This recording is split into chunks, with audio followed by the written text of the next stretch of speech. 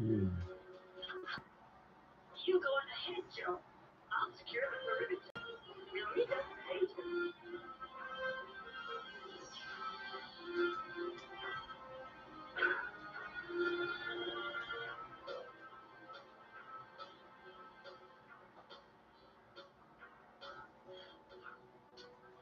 Yay! Kind of like, yeah. I like the music, but I'm just gonna scale it back so I can have some little quiet commentary. All right.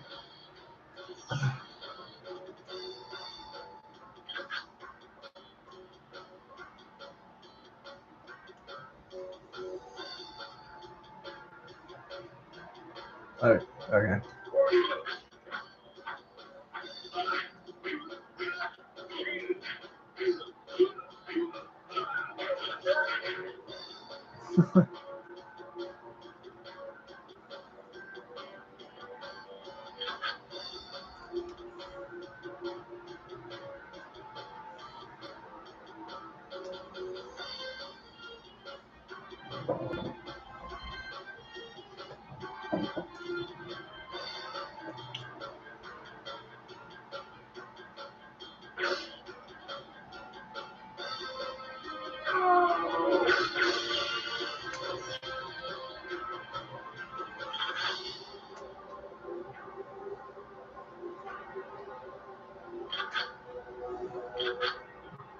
Yeah.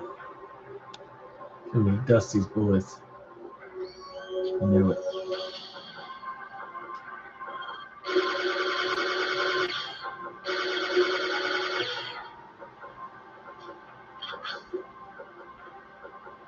Welcome to the team.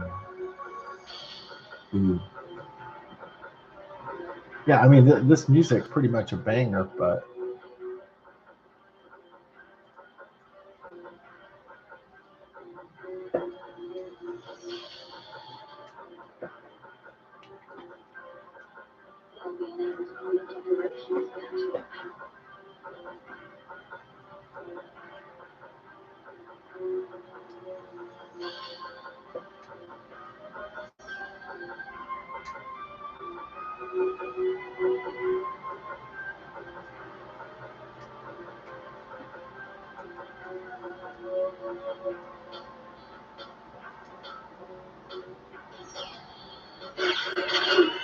shit.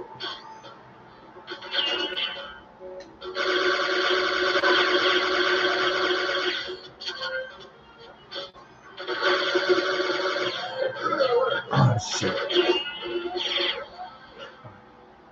We'll just abort on that one because that wasn't very clean. All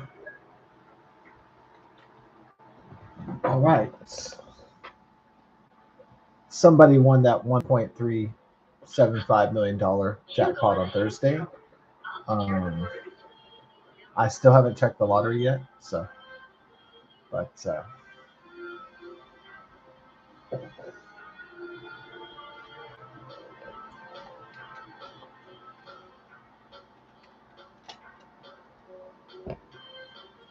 I may do it by tomorrow to see if I'm the winner of the 1.375 million.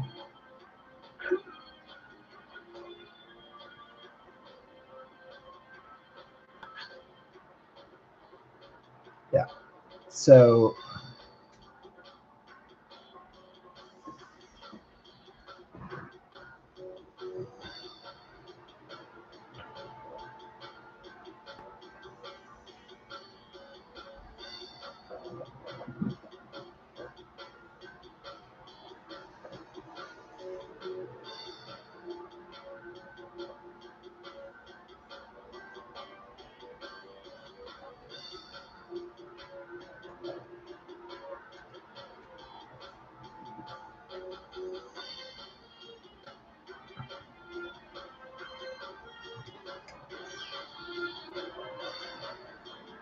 ooh, yeah.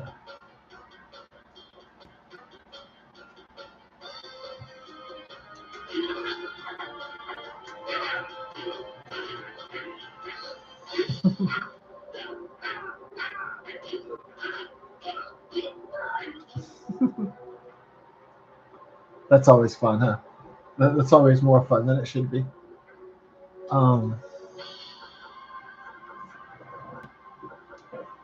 Okay, the music's still banging pretty hard, so let's go ahead and turn it down just a little bit more. Yeah, the music was still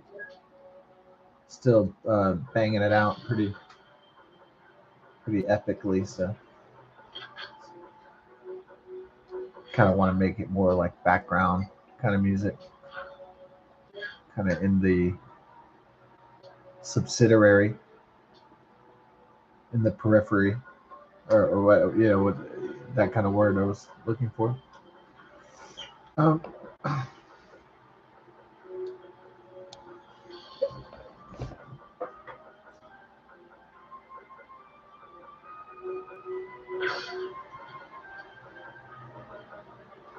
in the background, yeah, make it truly background music.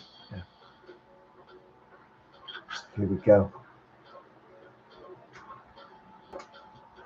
I mean, if it's really cold and somebody asks me, "Will I make some beef stroganoff?" I usually say yes because it's like it is the the chill in Texas is not totally gone from that Arctic air, so it take a while to warm up to the 76, 77 degrees as the high coming in soon.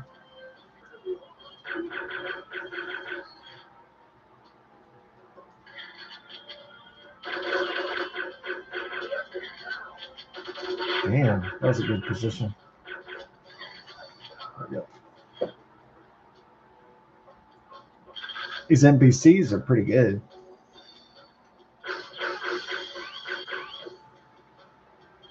No, they're not AI, but they're pretty good.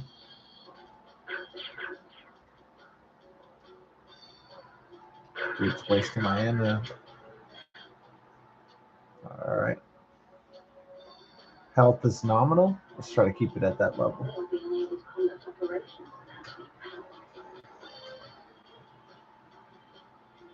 Yeah, the British female voice is just really sexy, huh? That British voice.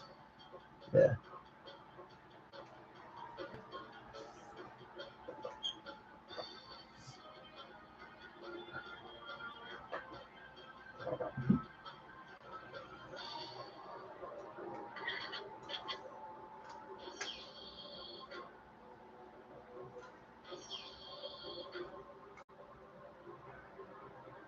Poopy hoopy poopy.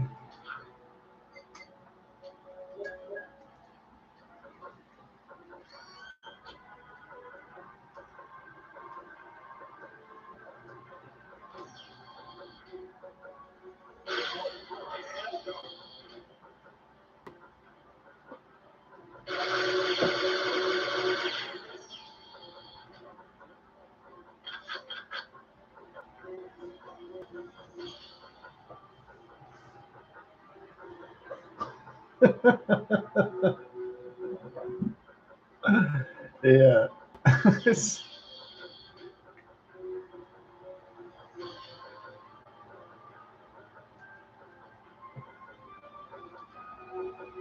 he scratching his butt cheeks?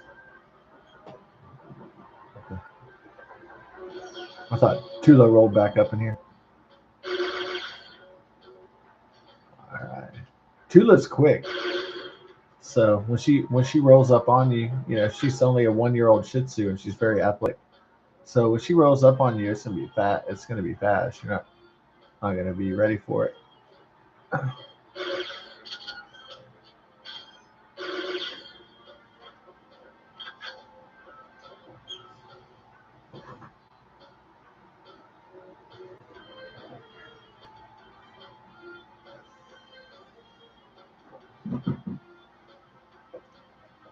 All right, new month, new week. Let's get it going on. Oh yeah, we put the plants back from the garage to the patio, and so now we're not exactly ready for spring and summer, but we're ready for. Um, looks like there may not be a major winter Arctic polar storm coming down here again. Maybe not. I, you know, it's I'm not going to call it for the whole month, but at least for the first week or two, I guess.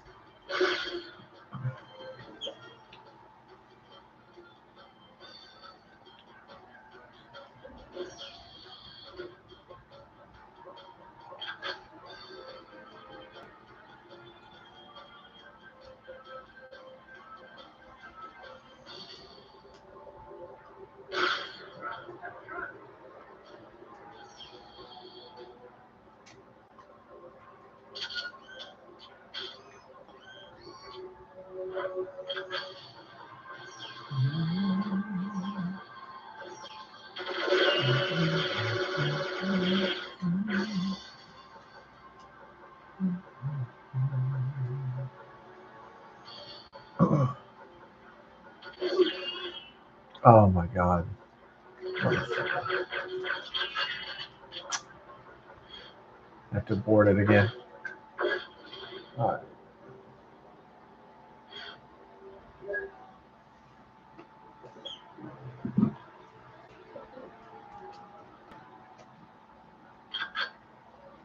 You go on ahead, Joe.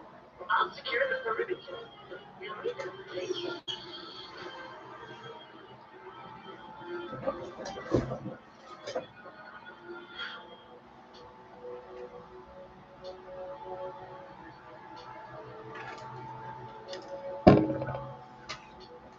Ooh.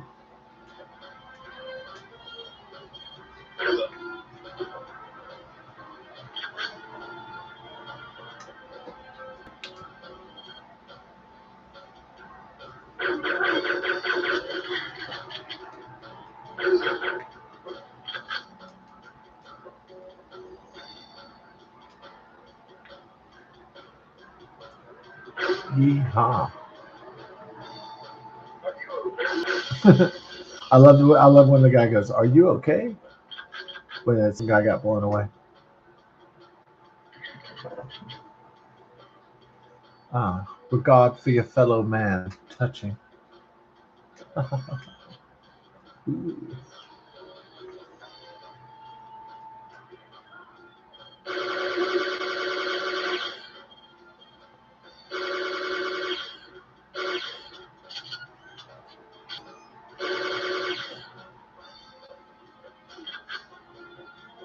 Chimichanga.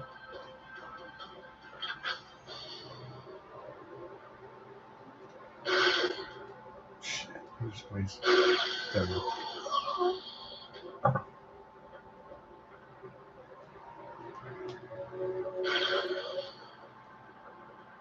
They'll be unable to hold operations.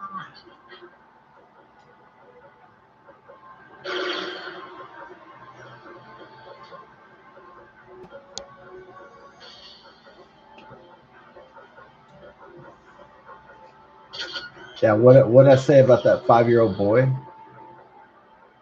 How did I know that he was wearing Pokemon stuff? I'm not even really that big of a Pokemon fan. I've seen a Pokemon movie, because I used to work at a movie theater. Uh, I played around with Pokemon Go just because I thought it was hilarious. Because I think that augmented experimentations with augmented reality is hilarious because it's absurd in a certain sense.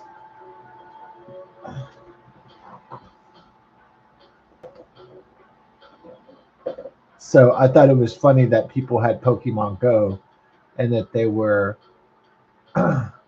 that it was augmented reality projecting Pokemon monsters everywhere that weren't even there, and I thought that was a hilarious idea.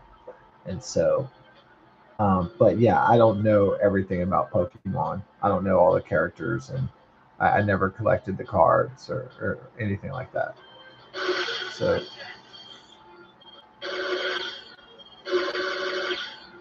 so I have a very just limited knowledge of the characters and what goes on in the show in the comics and the manga and the films and the cartoons and shit.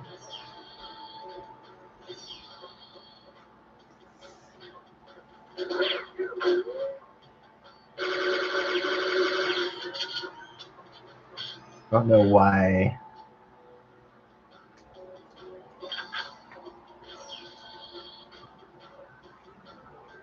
Oh shit. Oh shit. It's like, okay, my health is still nominal, even though I've been ambushed multiple times.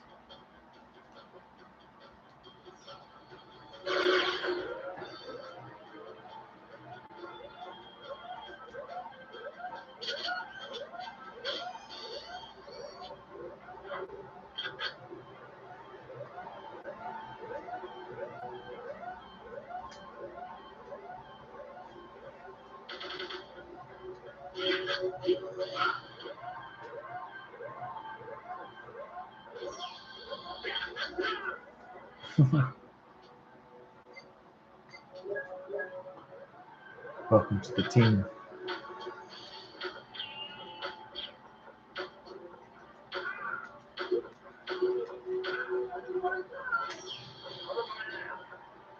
Cover my ass.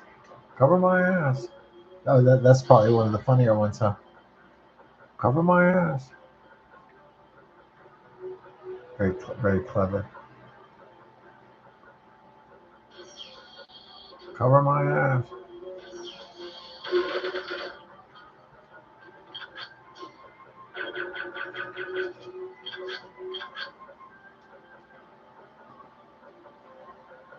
Dun, dun, dun, dun.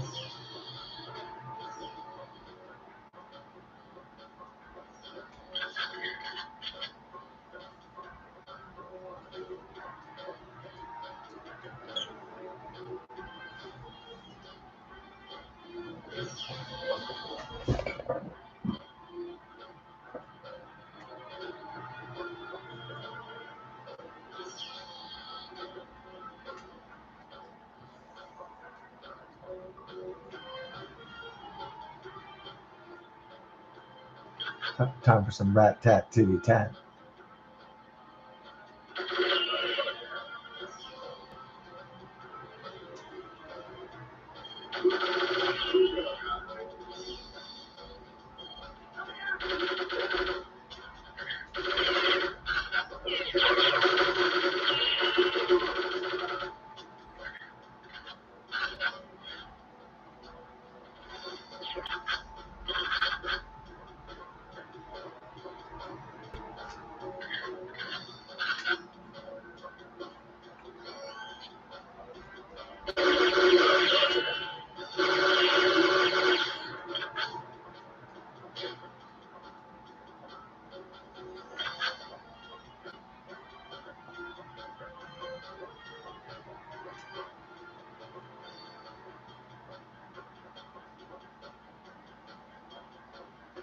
Cover my ass.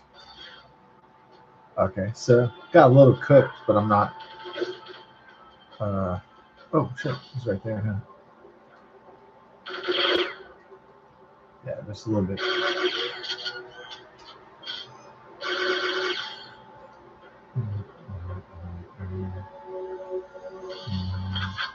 Okay. Bum, bum, bum, bum, bum, bum, bum, bum, bum.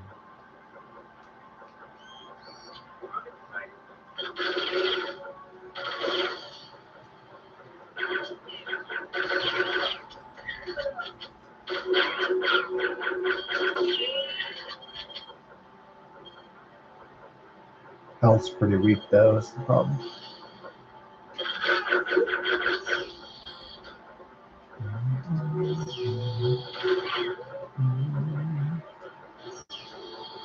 There are ambushes galore, so this is the issue here.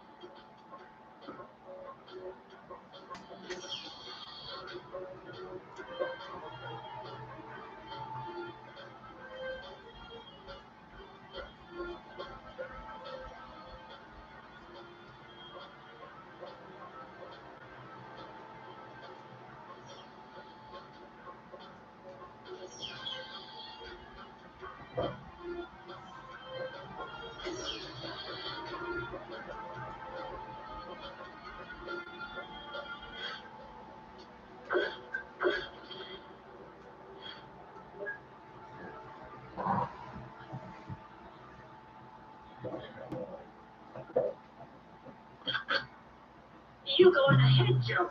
I'll secure the perimeter. We'll meet at the main.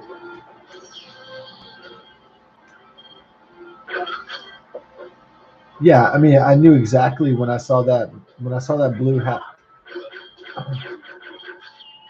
When I saw that supposedly Minnesotan 5-year-old abandoned by his father, picked up by the ice in the freezing cold, and I saw the character on his head, I immediately thought Pokemon. So I wasn't surprised when they did that puff piece um, for ABC News today on the ABC Dishonesty Nightly News. I was not surprised when he had a Pikachu and it told what the character was. I knew they were going to use Pikachu to sell the illegal alien kid, and how it's so wonderful that Juan Castro and Ilhan Omar brought him and his father back, and their family was reunited, and it was such a happy story. I knew they were going to use Pokemon and Pikachu to sell that shit.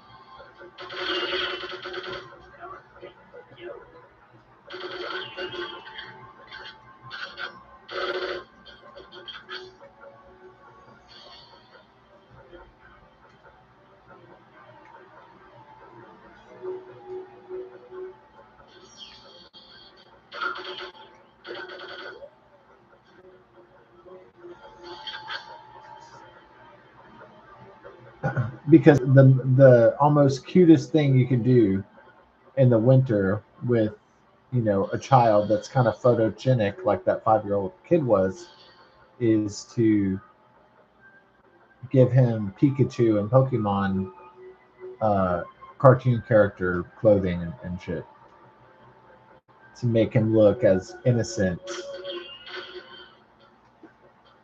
as possible. They'll be unable to conduct operations without me.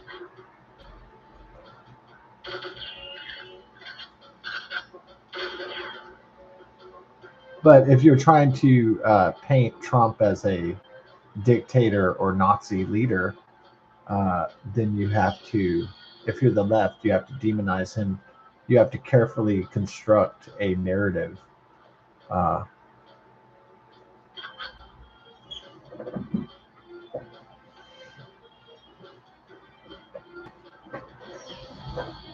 Even though Barack Hussein Obama and Joe Biden built those cages and those facilities that illegal uh, people and their families are going to, somehow Trump gets blamed for it. But it's really the deporter in chief, Barack Hussein Obama, who built all those deportation facilities.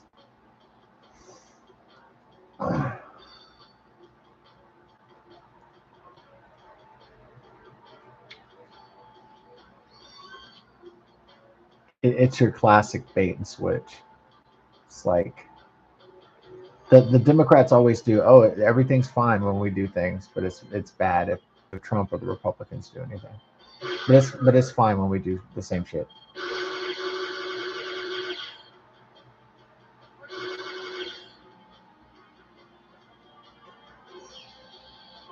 So again, it's rules for thee, but not for me.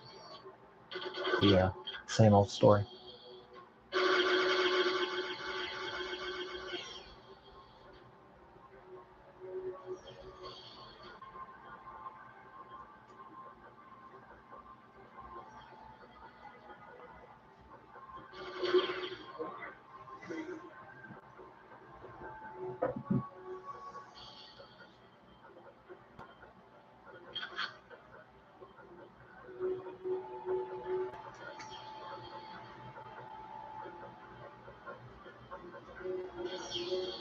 I mean, when I saw the what looked like a Pokemon character on that 5-year-old's head, uh, I just kind of intuitively knew like they're gonna show Pikachu. Like I just know it, you know. Like I know they're gonna dress him up in a Pikachu outfit, and in the puff piece they had him with a Pikachu doll, and they even named what the character was. That's a character the little boy has from Pokemon called Pikachu. Like it has anything to fucking do with the story, but they're narrating this, you know, adorable, uh, uh, innocent, sweet boy who's pure and all this shit.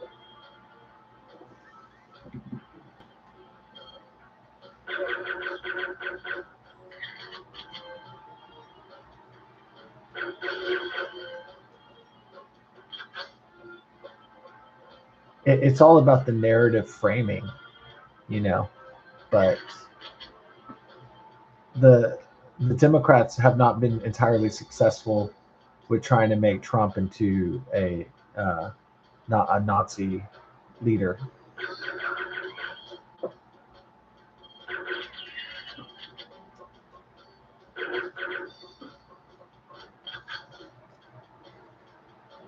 I don't think the Democrats are succeeding in the narrative battles.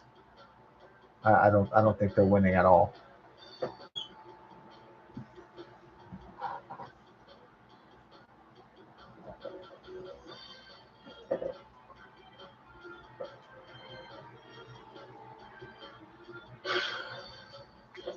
So the Democrats aren't winning the war against Republicans or Donald Trump, and they're definitely not winning the war against ICE and federal agencies.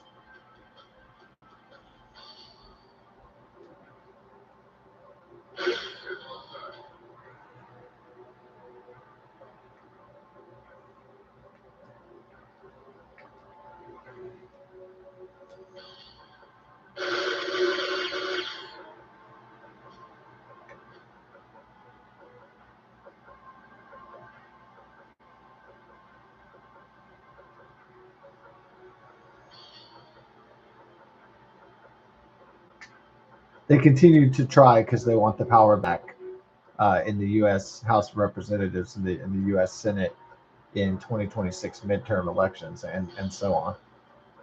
Um, so they're just basically desperate and trying to throw shit on a wall and see what sticks. And it's pretty pathetic that that's what they're doing.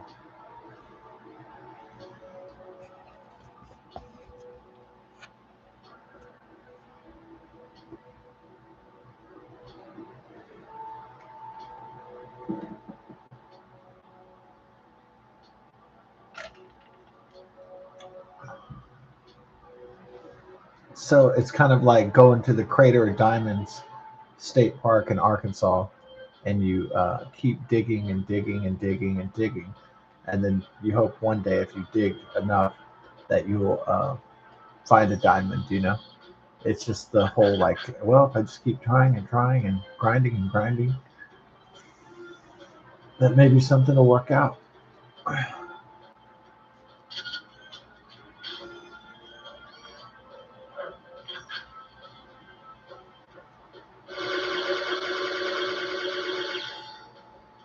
Okay, here we go.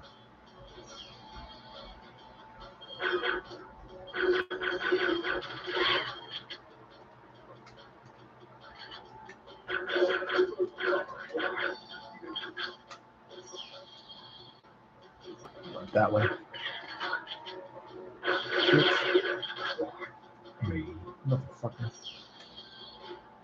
Didn't mean to fight a two-front war. Accidentally.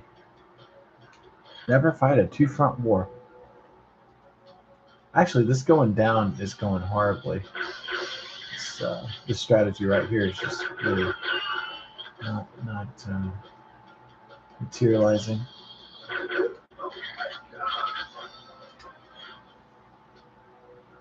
Well, the health is still kind of nominal. It's not It's not great. It's not. No, it's actually going pretty bad.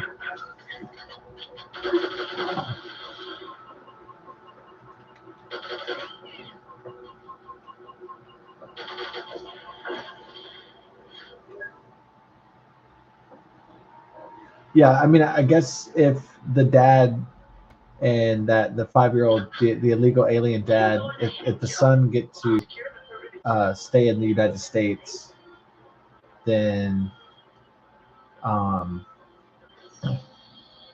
then there really is no story. It's just the Democrats can just say, oh ha ha, you know, Trump and ICE lost, ha ha ha, you know, because at the fluke that the media was able to manipulate it and lie and spin on a story. And they won that time because they kept going with that 5-year-old boy narrative.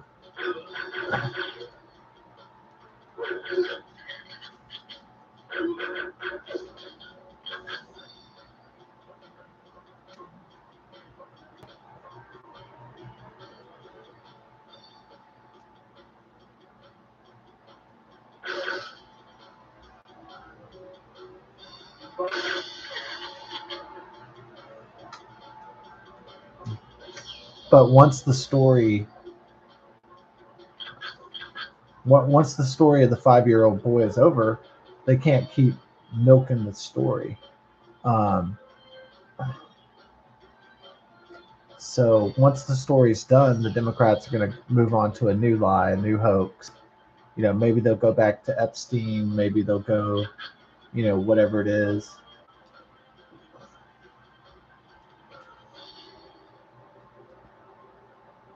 But the name of the game is the Democrats trying to regain power in the 2026 midterm elections. They don't give a fuck how they achieve that goal. They don't care if it's lying, cheating, stealing, spinning stories. They don't give a shit.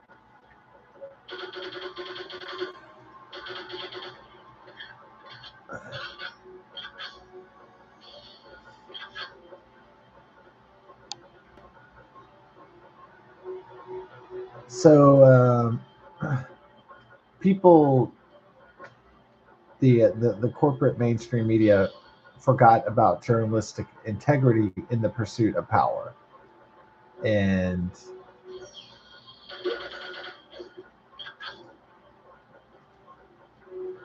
they started to look at the Democrat Party at a certain point, or the military industrial, pharmaceutical, technological, state media propaganda complex.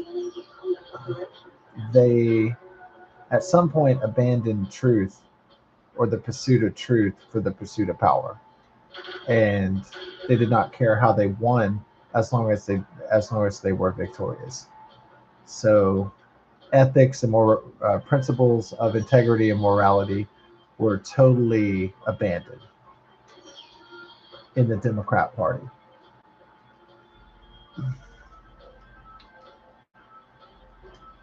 Maybe even in, you know, the rhinos, the Uniparty as well, the establishment Washington.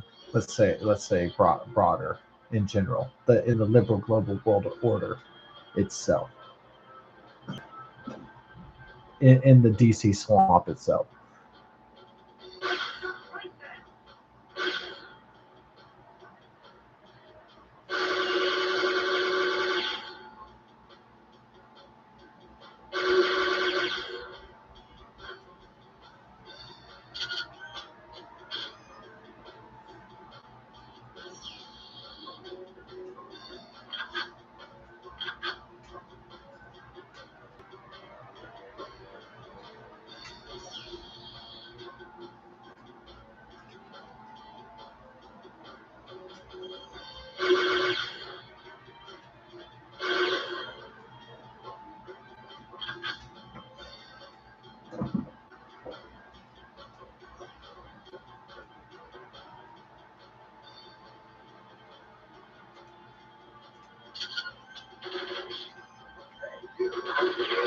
Shit.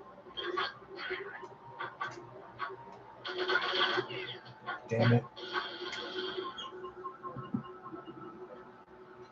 All right.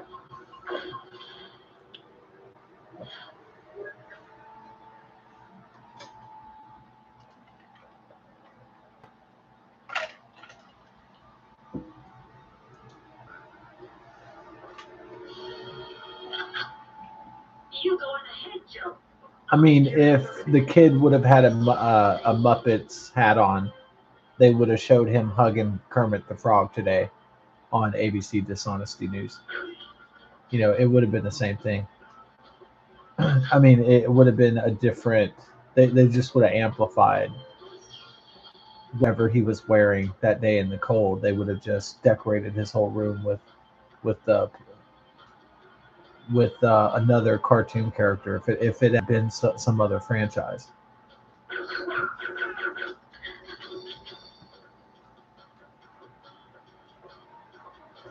It just happened that the stuff that he was wearing was pretty hardcore into Pokemon, you know, coincidentally.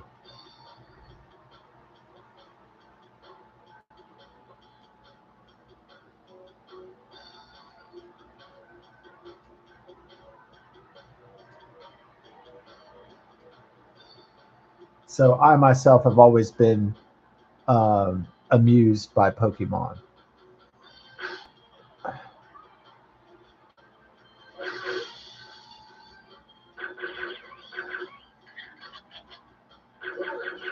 So I find the phenomenon of Pokemon to be amusing.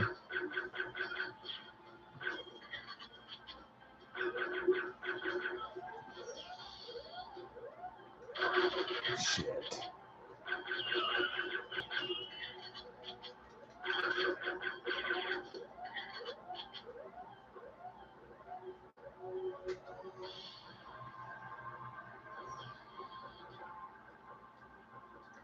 You know, like in those movies where somebody gets mad that they get shot or hurt, and then they shoot the victim like 20 times, like past the point of death, and it's like pointless at that point, but they're just angry.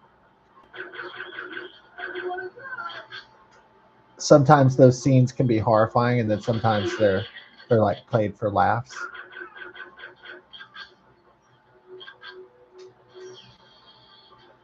Yeah, because there's like dark comedy, because there is such a thing as black comedy.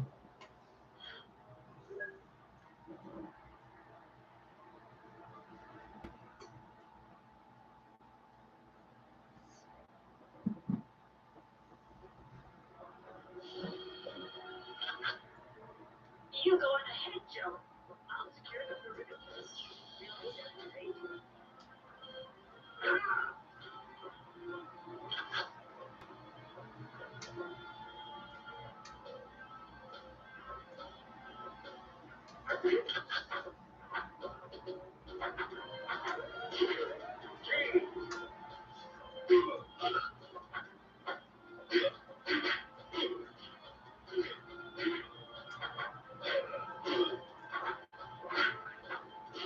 A game so dated that guys are still wearing ponytails. A game so late 90s.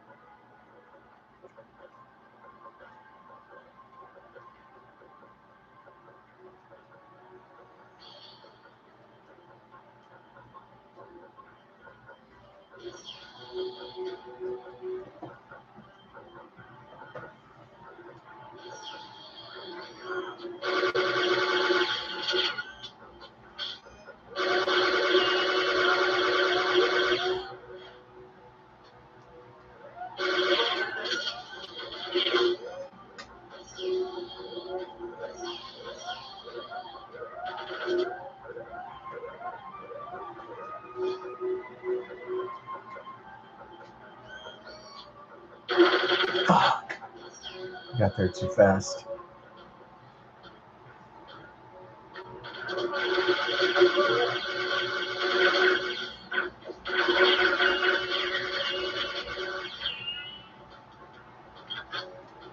Okay, what's my health is nominal,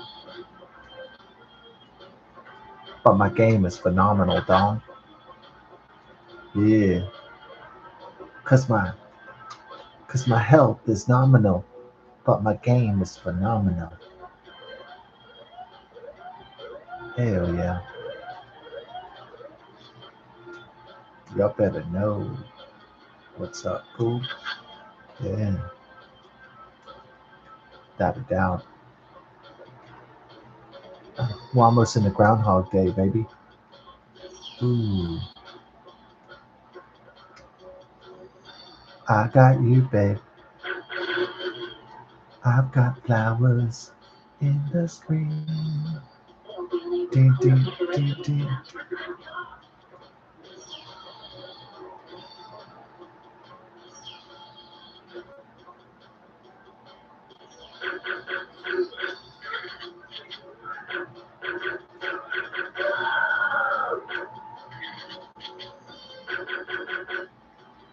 Here's Johnny. Ooh.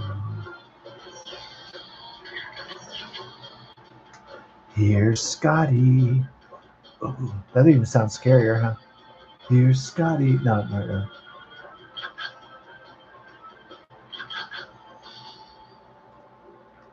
Here's Tranny. That'd be the 2026. the 2020 Shining would be here's Tranny.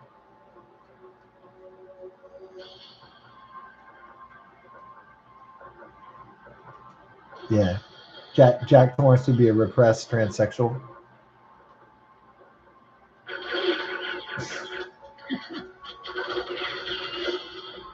He'd be a repressed, like oppressed. Repressed, and what's the difference between repressed and oppressed? I don't know. They're pressed something.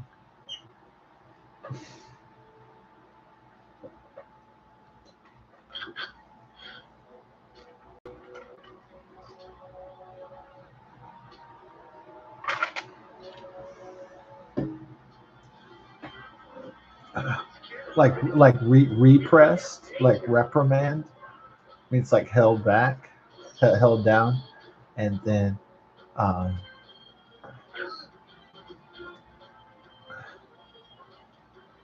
okay, going into more like Latin analysis of the English, and and oppressed is like opposed, like you're oppressed, like you're opposed is the words inside of it.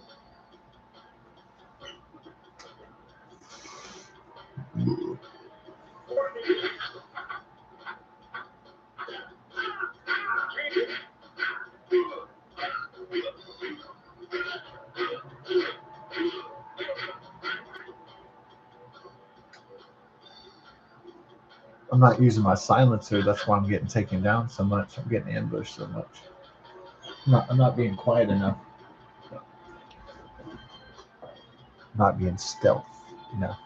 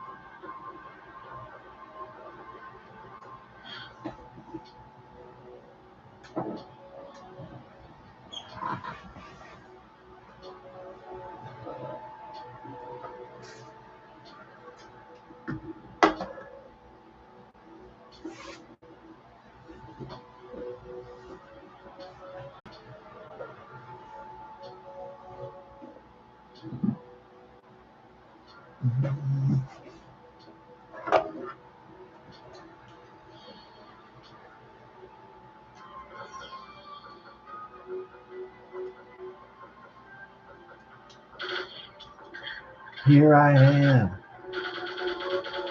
rock you like a hurricane. Here I am, rock you like a hurricane. Ding, ding, ding. Everybody ready for Groundhog Day? It's here. Oh no, it'll be here in just like 1 minute. I got you, babe. Sunny and Cher. Yeah. What if you were one of those people that said, "I don't like Groundhog Day"?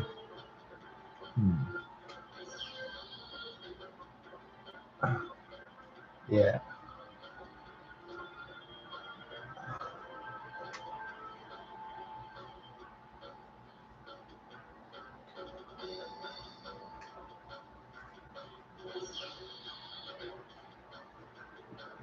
Yeah, it asks an interesting question. What if you got stuck in the same day forever?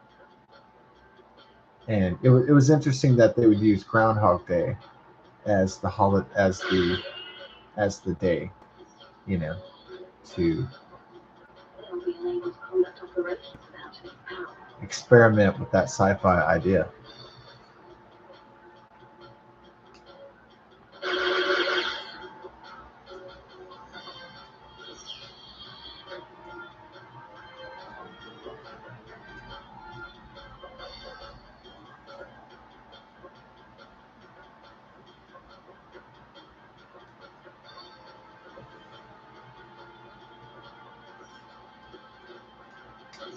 So like before Christopher Nolan was doing movies about memory and time, like Memento, it was kind of like Groundhog Day was kind of like a Star Trek episode that deals with time loops and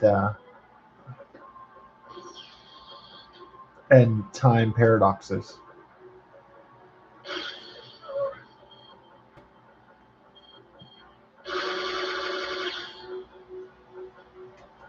So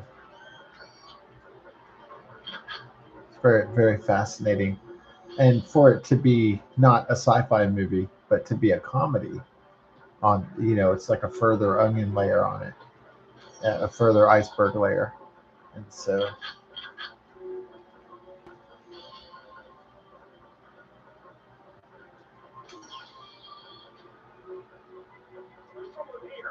and it's kind of funny because it has Andy McDowell, which is like this hot chick from the 1980s, 1990s.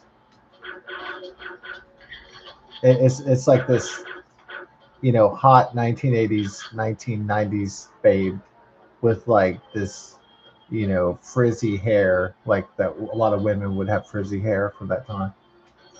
Frizzy, Aquanet, hairspray hair, from back in the day that women used to have.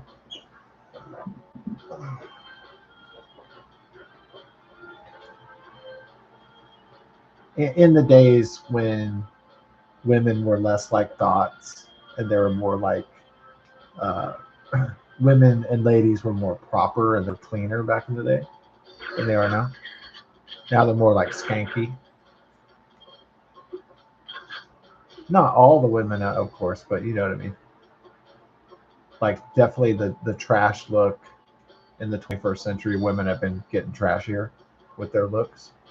And so Andy McDowell is like one of those classical, traditional, women that woman that's like real clean, real proper, like the proper lady.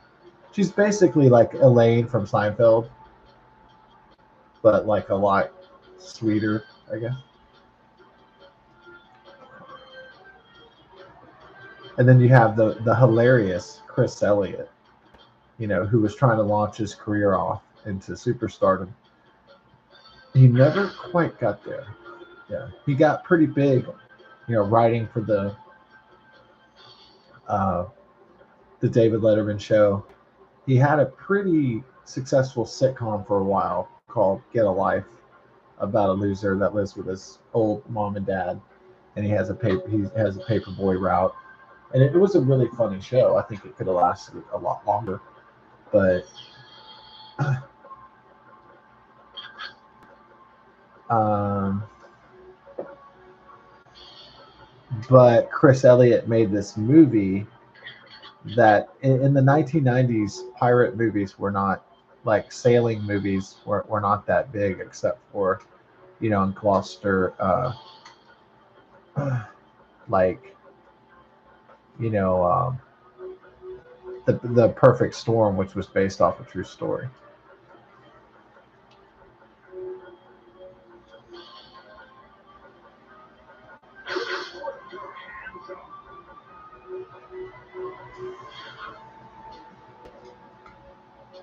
But pirate movies, sailing comedies, and stuff like that weren't that big in the 1990s. Probably like the biggest one uh, the biggest ocean movie um, was probably a Perfect Storm, and then Muppet Treasure Island.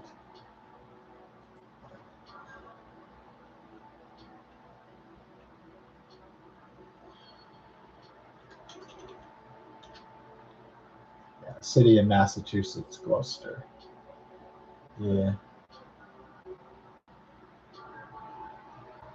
Mm-mm-mm.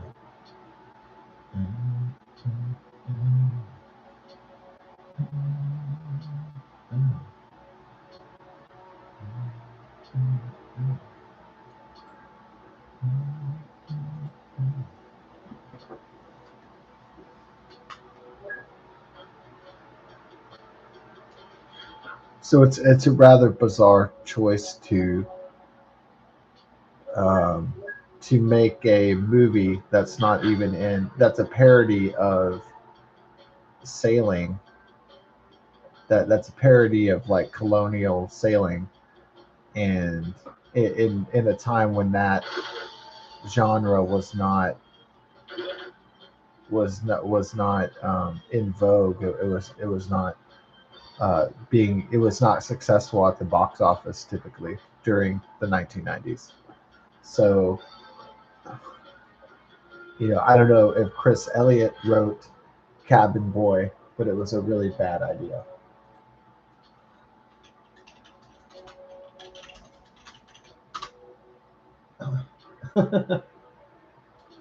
Yeah.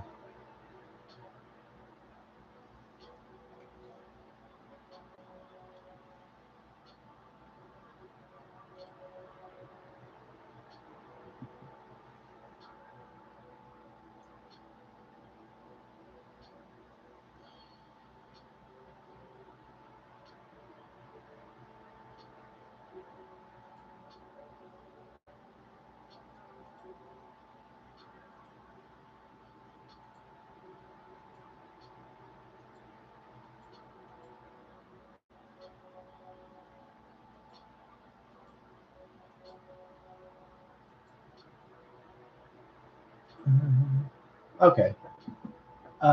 He had a steady television career. Is it just he didn't? Yeah, that he just like fucked up with Cabin Boy, and that just derailed his career for a long time, and he went back to television. Um,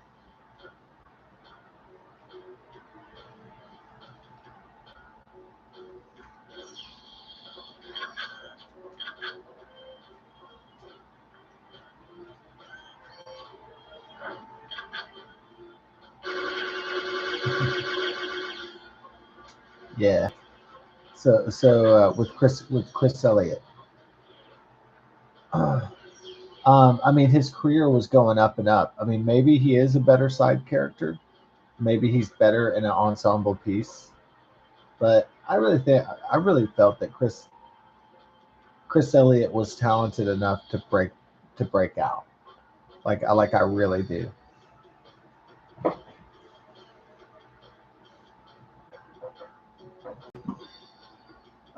It could just be that he just didn't have the right vehicle.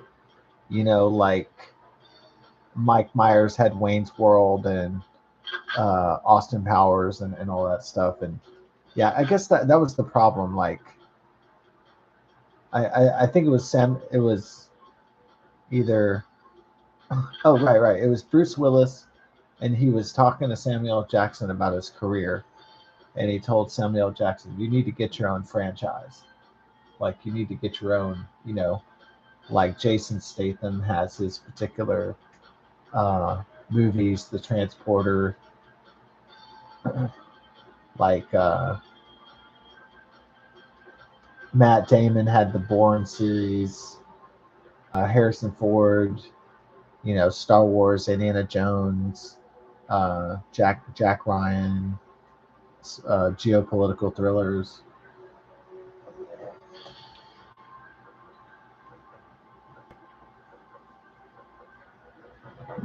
And I think Chris Elliott's career, um, it has, alternated between.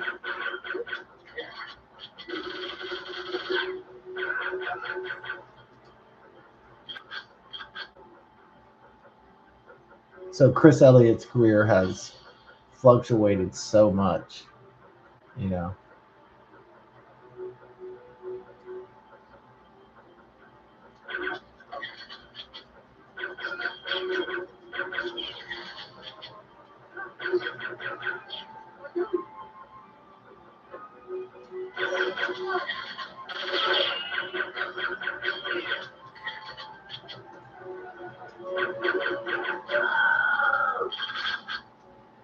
Then he had kind of a regular part on Everybody Loves Raymond called Wookie, where he plays another, man child, basically. And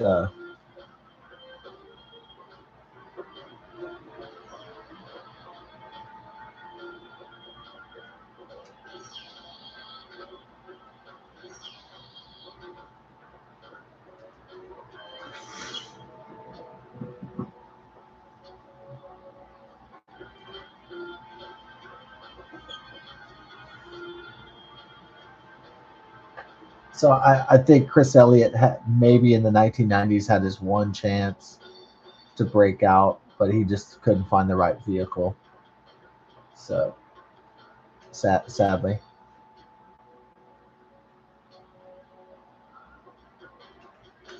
I do think Chris Elliott is a really, really, really talented guy, though.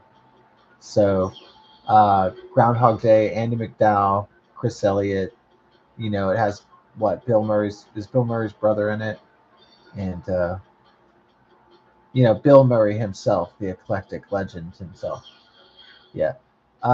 Bill Murray tried to shy away from the Ghostbusters franchise for many years, um, especially after the redundant Ghostbusters 2 in 1989. Um, yeah, his logic was I wanted to do, you know, interesting work where I don't have to play the same character. And I can just play different characters all the time and I can build my own mythos, but I don't have to I still have A-list status without having to do A-list work. So he was very much interested in being an eclectic actor who does a wide variety of roles like Harrison Ford. So he wanted to be basically the Harrison Ford of comedy. Uh, A-list status, but he doesn't want to have to do too much franchise work. And so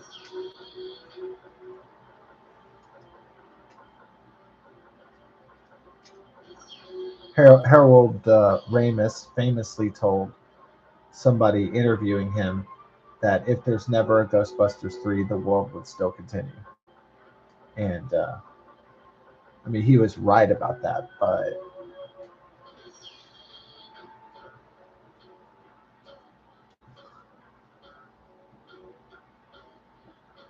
but since I grew up, with a 1980s childhood, I would have loved, like the Die Hard series came out in 1995. I would have loved if a Ghostbusters 3 would have came out with the original team, like right, in 1994, 1995, 1996. That would have been awesome. But unfortunately, it didn't happen because Bill Murray was still trying to create that particular mythos around himself. and Dan Aykroyd, Sony, and Harold Ramis. Nobody else could really get this thing greenlit off the ground.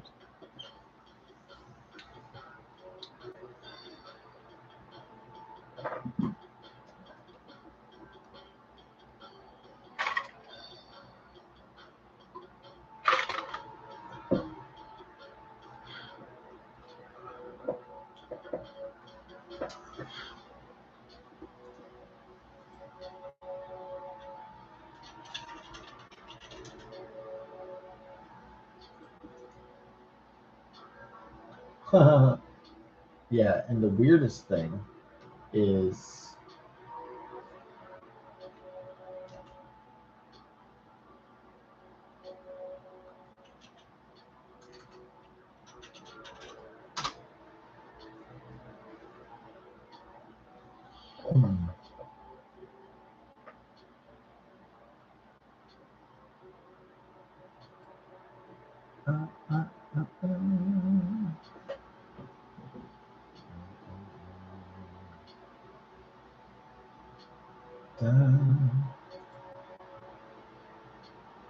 yeah, one of the most interesting caveats I find of the Ghostbusters story isn't necessarily that Bill Murray didn't want to do it because he didn't want to get stuck with the franchise, even though it would have been easy bank. Maybe the work would be um, less fulfilling to him, I guess.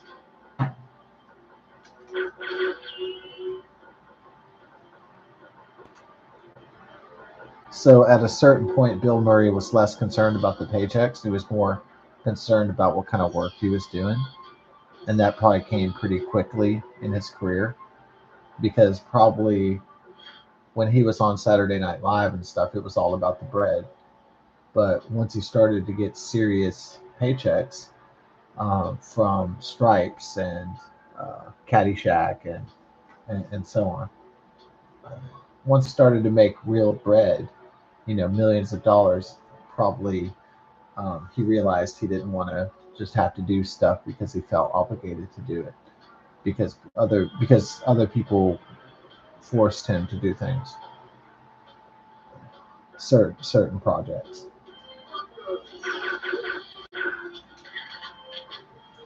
No, actually, one of the most fascinating aspects of the Ghostbusters uh, franchise and saga is probably that Ivan Reitman tried to get. I'm sorry, he got David Duchovny from the X Files fame, and he tried to make a new Ghostbusters, basically, but with like aliens, in this 2001 movie, science fiction comedy called Evolution, and that was kind of funny to me. He was, it was almost like Ivan Reitman was like, okay, I'm tired of waiting for fucking Ghostbusters 3 to happen because it's not happening, on my timeline. So fuck it, I'm gonna just do like a Ghostbusters clone with aliens.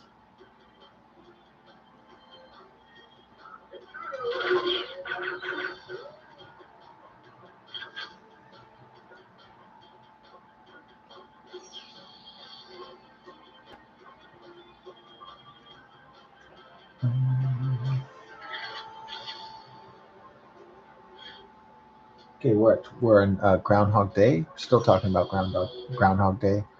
I like the movie. I've obviously seen the whole thing ever since I was a teenager. I didn't go see it at the movies. I don't know. I saw it at home, like rented it or it was on cable or something. So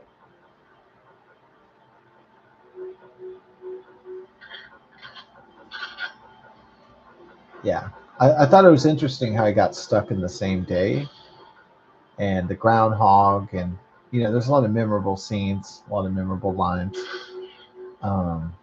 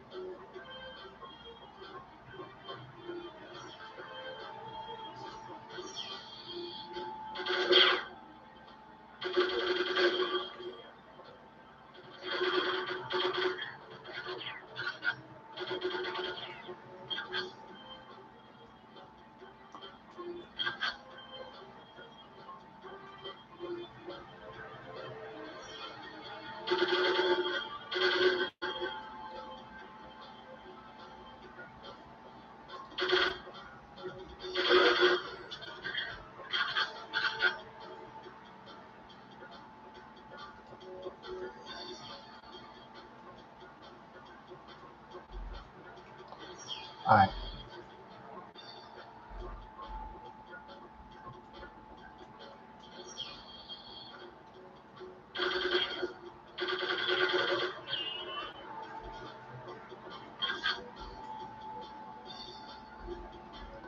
Got laptop gun down. What's health nominal? Nothing accomplished, but I'm knocking out enemies, so that's what we want to keep on doing. And then we'll start accomplishing the actual objectives.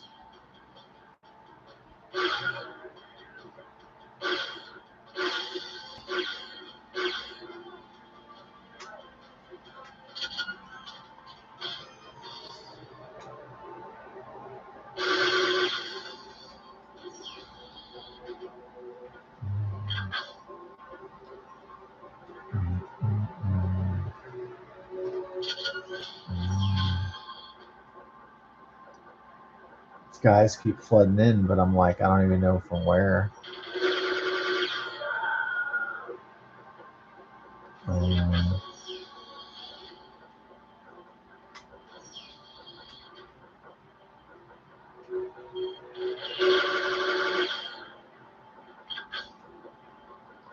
splat, splat, splat.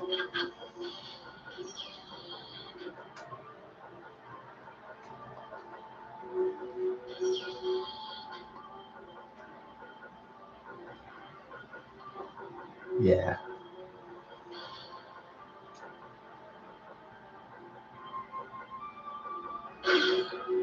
Bye bye, brain. On a Jeopardy brain question, one of the guys says corpus callosum, and the corpus callosum is the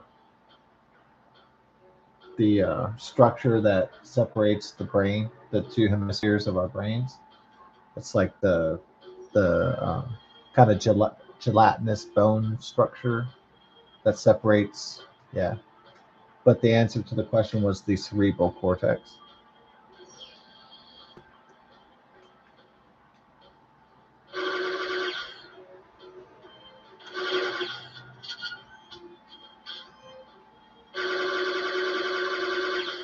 Yeah, the question wasn't that easy, asking about brain, brain parts. That's not very easy unless you're taking anatomy and physiology in college. You're a doctor or a nurse or something.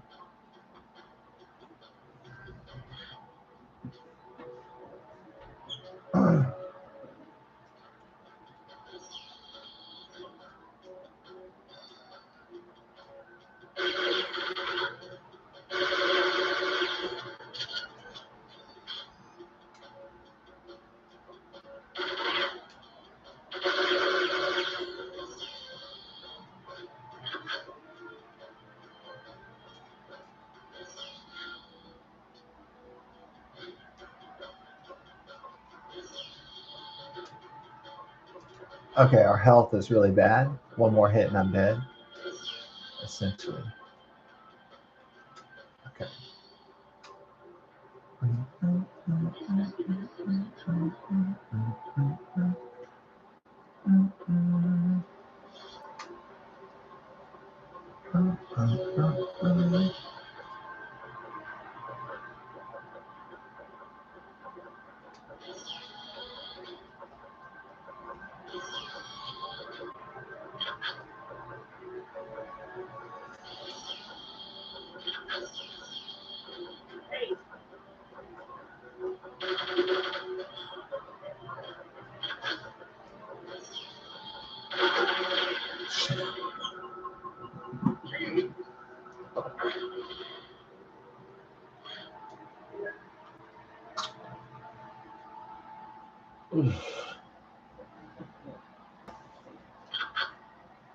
You go ahead, Joe.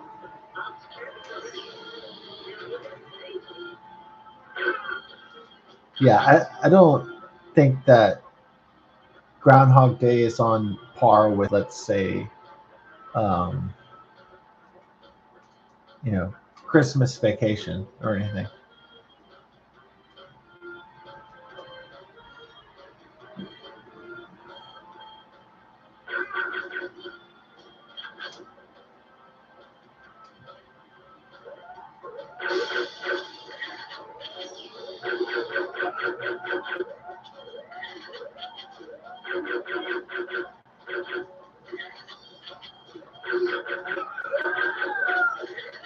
I think that it's an interesting movie for sure.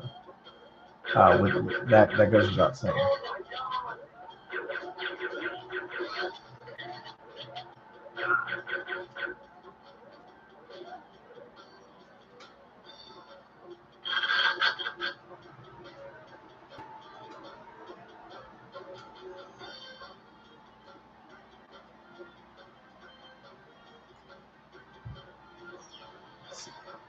So.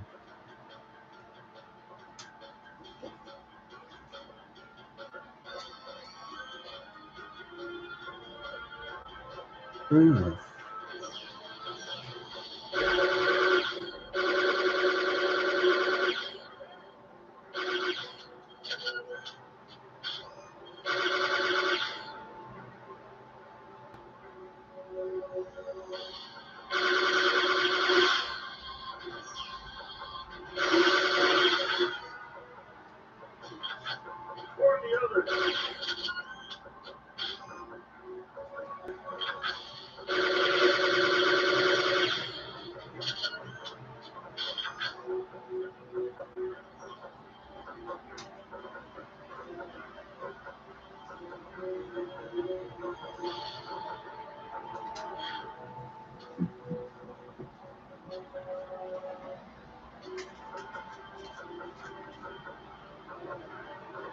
It's not here because you tripped the alarm. That's why.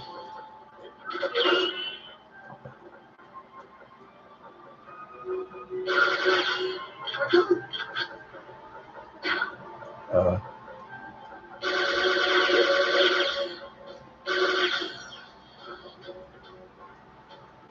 uh, well, my health is still pretty good. Let's not quit because the health is pretty tits. So.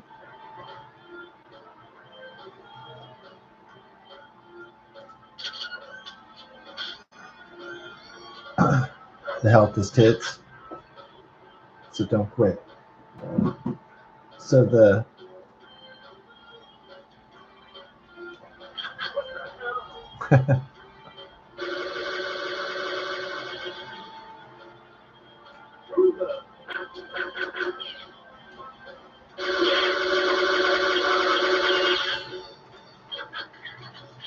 if the health is tits, don't quit. Remember that. If the health is tits, don't quit. If the health is tits. Okay.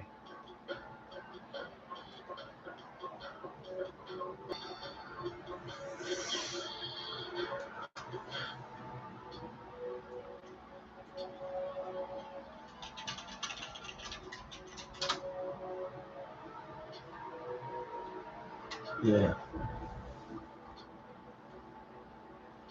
Directed by Harold Ramis. Oh wow.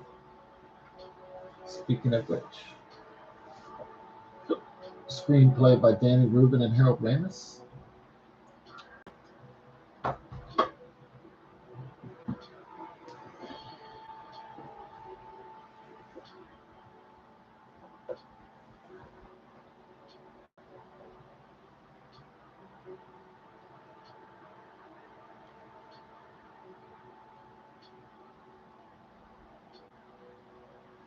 Punxsutawney, Pennsylvania.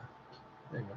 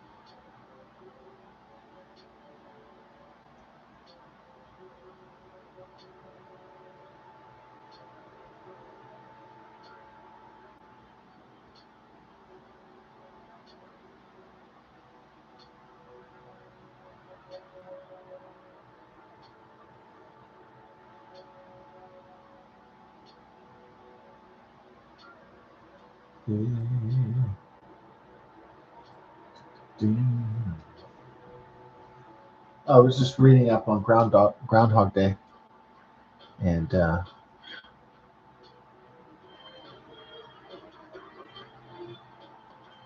yeah,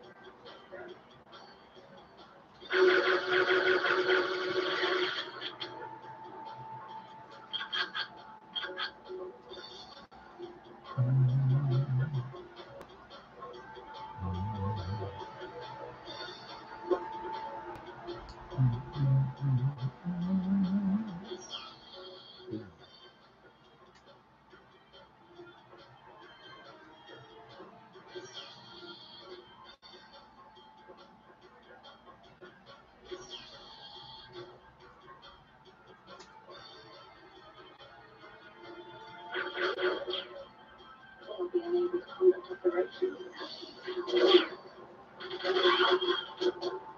fuck.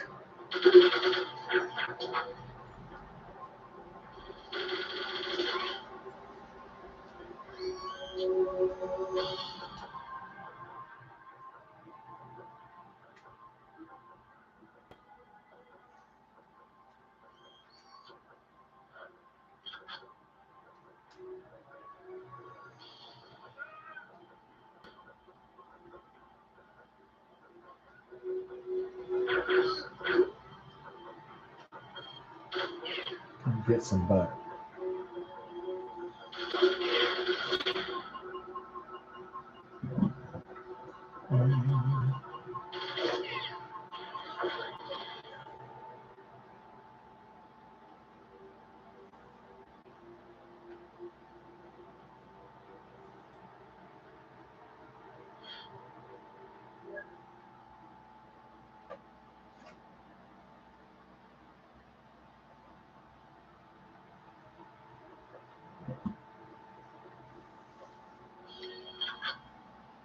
You go on ahead, Joe. I'll secure the perimeter.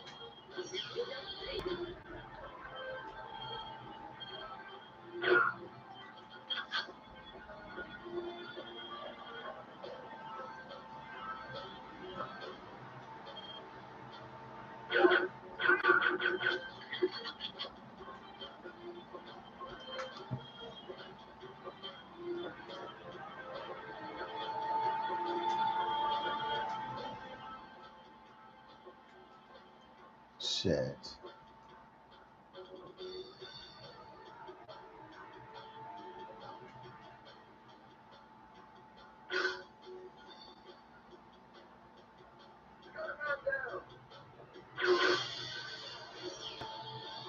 We have 2 men down. Ooh.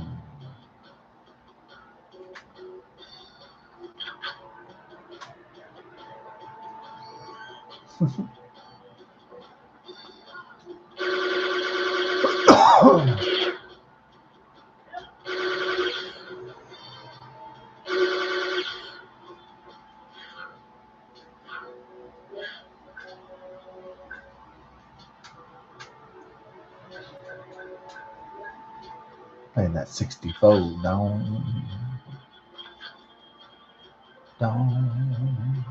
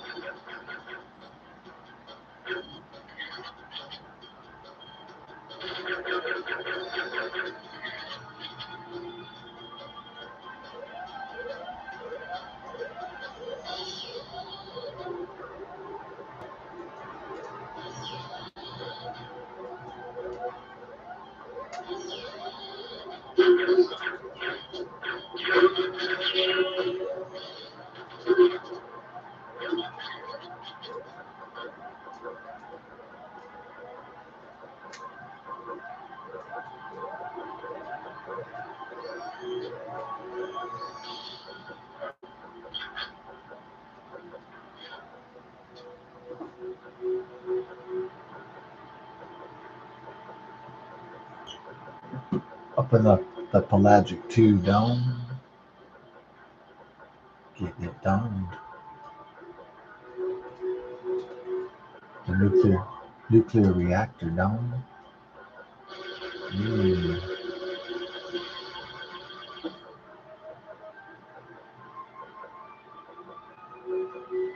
Getting it done. Getting it done.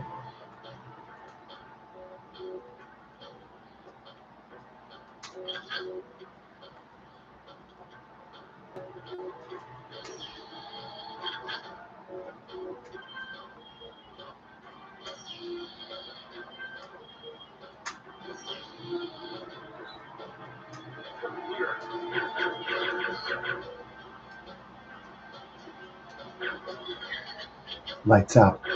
Gorilla Radio. Turn that shit up.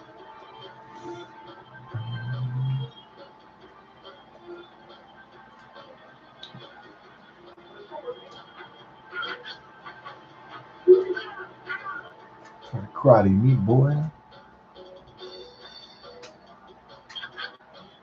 I'm coming for your ass. What?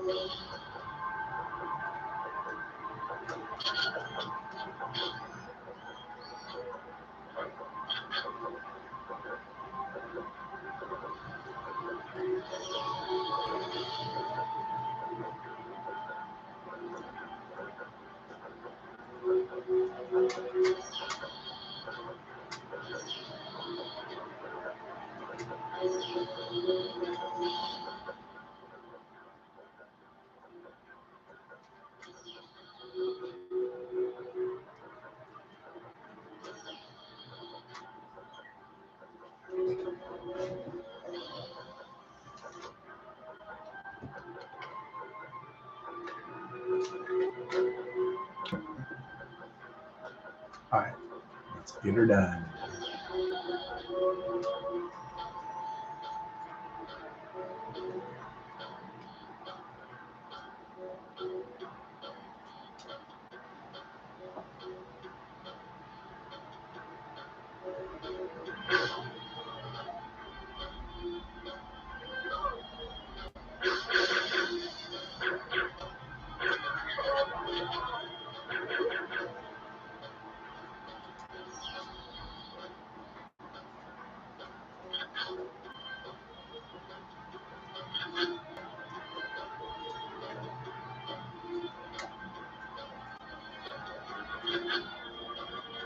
Okay, there's no shit.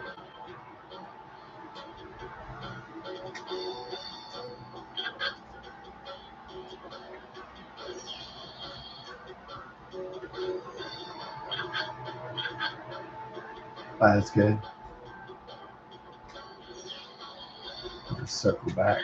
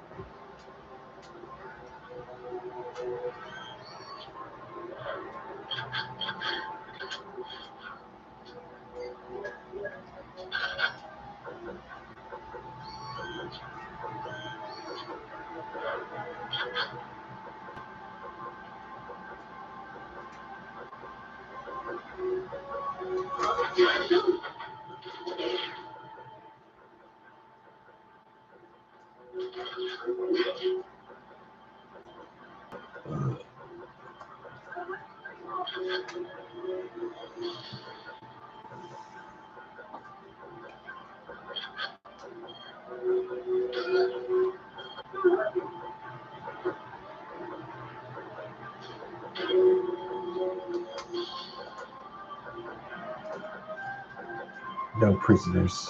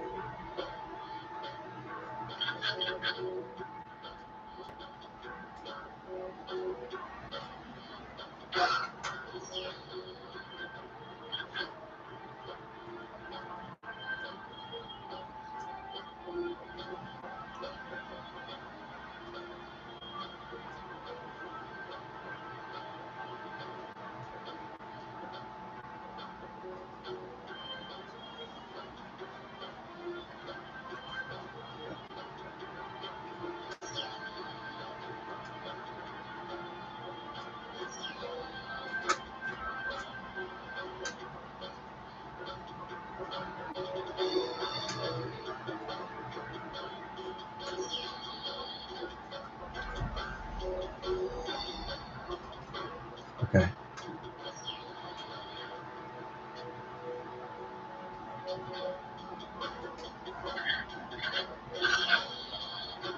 No objectives complete.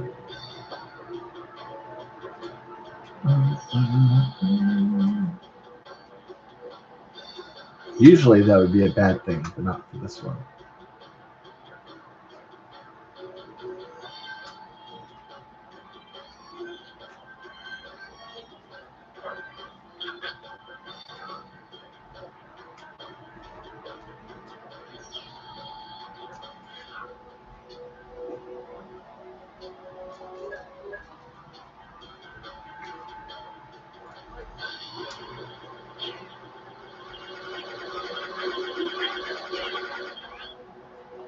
That's good.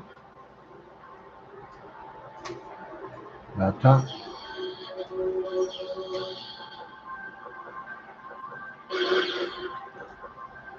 Yes, sir.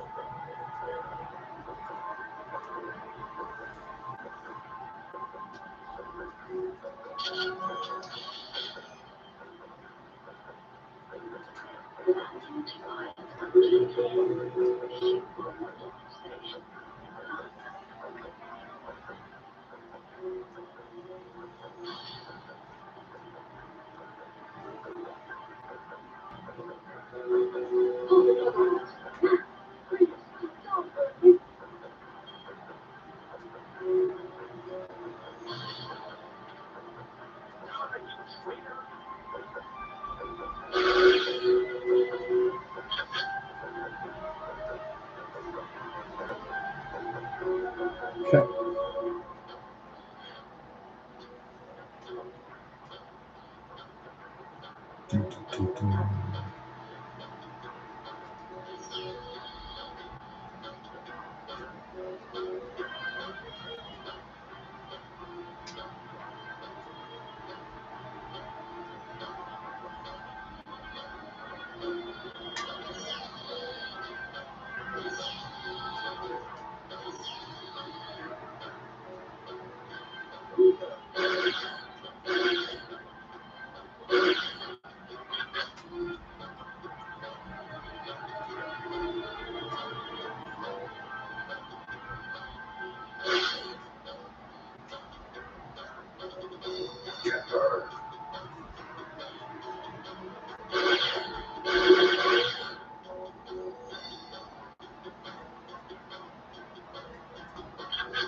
Okay.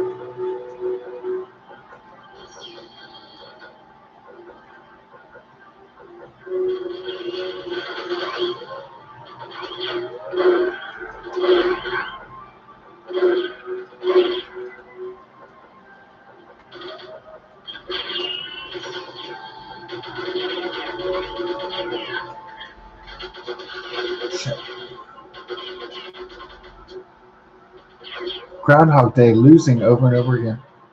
This Pelagic II. Oh, gonna whew, I'm gonna call this one, man. I'm getting tired. All right, another time then. Happy Groundhog Day.